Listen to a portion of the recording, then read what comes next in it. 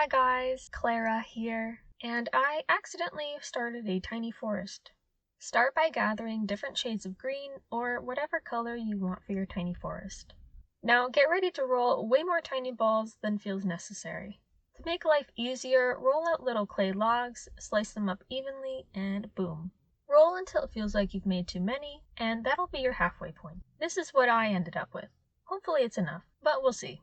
For our tree trunks, I'm sticking with browns, and I'm grabbing some white to see if I can pull off a birch without embarrassing myself. Now roll some clay into logs, for your tree logs, and I'm getting them ready first to speed things up. Some trunks will stay as simple logs, but others I'll sculpt to make them a bit more interesting. To add a bit of detail, split the end of the log with a blade and spread apart to create branches. Making these without squishing them is tricky, so I'm inserting a thin wire into each tree to give me a bit more control and make sculpting easier. If your wire keeps poking through, try flattening the log, wrapping the clay around the wire, then rolling it between your fingers to fully cover it. If you happen to have a small pair of craft scissors, then making the branches becomes a whole lot easier. I'm making my trees extra tiny, just for funsies, but if your trees are more of a normal miniature size, you'll be able to split the log ends into multiple branches. You can also keep the trunk whole and add branches by rolling small tapered logs, then slicing them in half at an angle so they fit neatly onto the trunk. Make as many trunks as you want, and mix it up. Some with no branches, some with lots. If you're feeling ambitious, maybe try making a birch. Roll out a white log and set it aside. Then roll out some dark brown into tiny, thin logs until they start to crumble and break apart. These will be our bark strips. Now use your finger or a ball-pointed tool and place these randomly all over the log, keeping them mostly horizontal. After placing the stripes, cut into them with a craft knife and pull a little white clay over it to blend and add texture. And roll the trunk between your fingers to press down any flaky bits that are sticking out. I'm repeating the same steps on a smaller tapered log, then cutting that in half to make branches. I was worried how these were turning out, as it doesn't look much like a birch at this stage, but I think it's normal. It usually only comes together at the end anyway, so just keep going. I'm also rolling out some logs that I'm not going to pre-cut or insert a wire into, just to have some backup logs.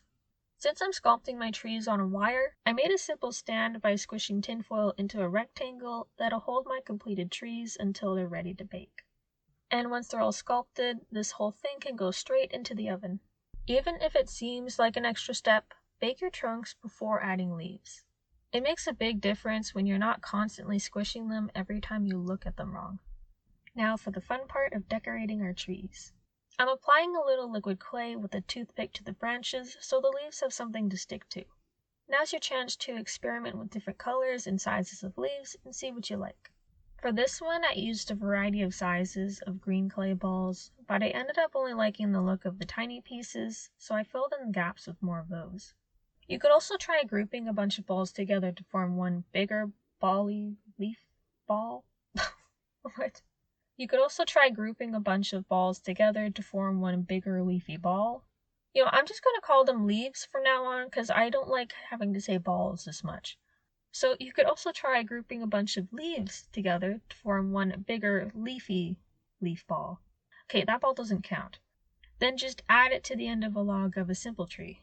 I'm adding a few more here and there to fill in the bare bits, and it's ready to join its friend. I wanted to try several different styles of leaves so I could see which one looks best with the least amount of effort. Let's try another method. After grouping a bunch of medium balls together, you want to roughly blend all the seams. And we aren't trying for smooth just yet, that comes later. When everything is roughly blended, grab a pointed silicone sculpting tool and roll over all the seams. I'm not dragging it, just rolling it with light pressure. And it should look something like this. As for the bottom, well, that's none of my business. Just look at the rest of this beauty. It kind of looks cartoonish, but it works well with the miniature vibe I'm going for. It's just achieving this look takes a bit of effort. Not that that would stop me from making a whole forest full, with cliffs and caves, maybe a waterfall too. Oh no, I'm getting ideas. Anyway, for trunks with multiple branches, I ended up making small clusters of leaves and placing one on each branch. I really liked how this one turned out, so I went a little overboard and rolled out even more tiny leaves, but this time even tinier. Once I had a tile full, I collected little leaf clusters and attached them to this very branchy tree. I ended up using the entire tile for this one tree, so keep that in mind. But knowing that, I still wish I rolled out more leaves and made the clusters a bit bigger, but I guess not every tree needs to be perfect. Whatever. I'm also trying to use 2 to 3 different shades of green for each tree. Whether you keep the color differences more subtle or more distinct comes down to personal preference. Now that we got a bit of trial and error out of the way on the ugly trees, let's try attempting the birch. I was still trying to figure out more leaf variations, but eventually you hit a point where everything starts to look similar and you start repeating yourself. One I did like was taking a cluster of leaves and very lightly rolling them between your fingers. It gives off a more natural bunch look instead of just round blobs on a stick. But don't overroll them, because it happens quicker than you think, and you'll end up with a messy looking ball that you'll have to end up scrapping and re-rolling into another collection of tiny leaves to try again. Don't ask me how I know.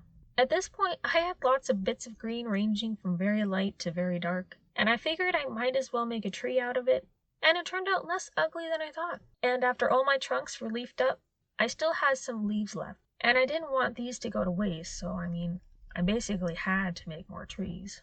They could have been turned into bushes, but it just so happened I had some of these uncut trunks that weren't supported with the wire, and I thought, why not? I even made them their own tinfoil stand for the oven. I didn't add any liquid clay to the wire before attaching to the logs, so I had the choice of either taking it out after baking, or I could leave the wire in, cut it down enough to be a perfect point of contact for a peg and hole design. My plan was to create a landscape with brown clay, a thin layer of green clay over top for the grass, and then use the same wire I used for the logs to poke holes in the clay wherever I wanted a tree to be placed. For these mini trees I had that didn't have any wire, I basically used these to indent the clay ground, and once they were baked, I superglued these ones on. It would have been too much work to try and add wire after, or make the indents deep enough that I wouldn't need to worry about the trees falling over. But that's okay, because I like this mini little forest, and I'm okay with the placement of these. I now had a display for my trees that I could mix and match, redesign, and rearrange to my liking as many times as I wanted. I think I was procrastinating sculpting the ground as I didn't want to commit to a final tree placement. I really wanted to just make it easy to swap out any tree and play with the placements until I was happy. So this seemed like the perfect option. It also opens up the possibility of using these trees in another project. Because while I may have been daydreaming earlier, I can't help but actually want to make an entire forest with cliffs and caves and waterfalls. And that's going to require a lot of trees. So the ability to borrow these trees in the future seemed very appealing. Maybe I should make more trees. A forest needs some evergreens and pine trees and whatever, right?